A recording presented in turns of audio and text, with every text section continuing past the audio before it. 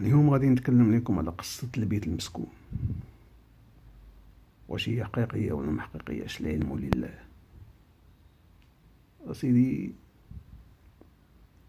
كانت واحد الدار معزولة على واحد البلاد، كما تنقولو قرية. وديك القرية سيدي الناس لها مرادار. كان واحد الإمام تاع واحد الجامع، والدار ديالو هي القريبة للروضة.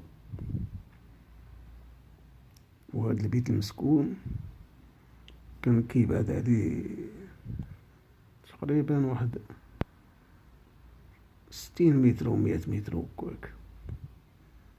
يعني الدار ديال الفقيه هي الأخرى من الروضة، عاد في جنابو داك البيت المسكون.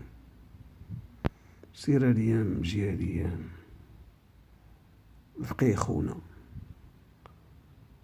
الفقيه جا واحد الليلة من كان معروض دايز يبان ليه الضو شاعل في ديك الدار، واستغرب. الفقيه ديالنا استغرب إخواني، استغرب، لأنه بكل بساطة هو عايش في داك الدوار، ديك القرية اللي كنقول عايش فيها سنين، عمرو ما شاف شي حاجة تماك. يعني عارفين الناس ديال الدوار بلي داك راه بيت مسكون وكذا من هنا.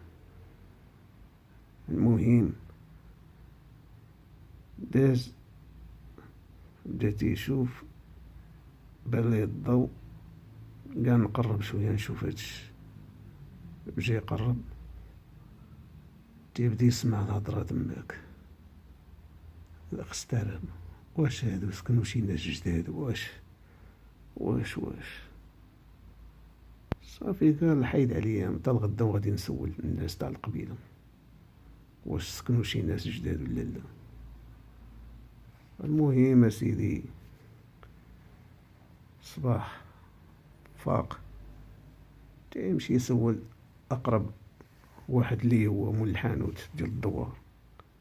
سولو قال لي راه واش ديك الدار عقب سكنت فيها شي واحد اللي قال لي اش تتقولها الفقيه؟ اش تتقولها الفقيه؟